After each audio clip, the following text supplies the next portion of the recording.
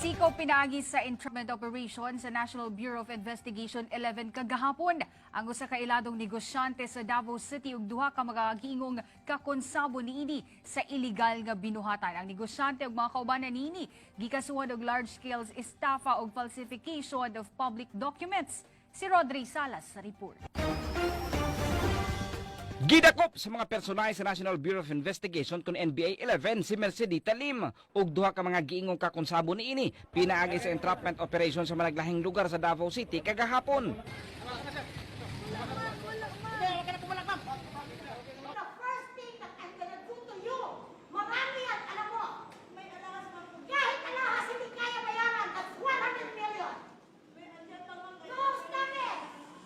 Anaasab sa buhatan ang napulo ka mga complainant sa tulo ka mga nadakpan nga nagpailang biktima sa pagpangilad apan wala na nagpa-interview.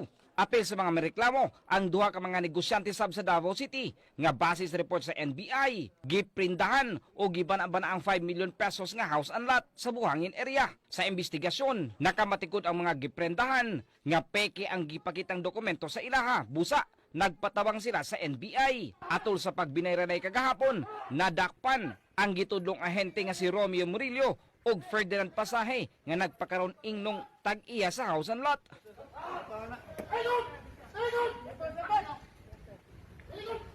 Sumala sa NBI, ang ahente nga si Murillo ug dummy owner nga si Pasahe gisaaran nga makadawat og 300,000 pesos matag usa sa maong deal. Ang gitudlong mastermind sa duha ang negosyanteng si Mercedita Lim. Ako inutusan niya kasi ako mag-hire ako ng yung tatayo. Kaya naman, yun din ang pagkakamali ko doon. Nag-hire ako pagkatapos in behalf sa Yaha kasi umiiyak siya, nakakaawa naman, napapatulong. Sabi niya, pag may problema, akong bahala. Kinausap ako ng friend ko na mag-act daw ako as Mr. Garrido in behalf sa kuan sa payment na ibigyan na kami ng pipira. Apan hugtanong gilimod sa legal counsel ni Mercedita Lim ang kalambigitan ni ini sa transaksyon o gibarugan nga namakak sila Murillo ug Pasahe.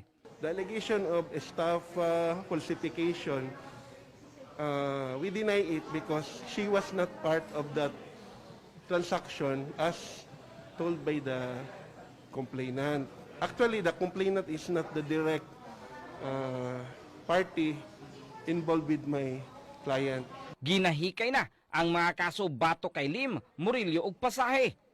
Mercedita Lim, together with Romeo Omar Atienza Murillo and Mr. Roberto Romero Garrido, will be facing a criminal case of estafa through falsification of public documents. And lately, we also discovered that this Roberto Romero Garrido is not really Mr. Garrido. So again, we will file another case of illegal use of alias under punished under Republic Act 1865. 5 ka tuig na ang milabay, gipasakahan na sab og kasong estafa si Lim apan dismissed kini sa korte. Rod Ray Salas para sa Bayanan.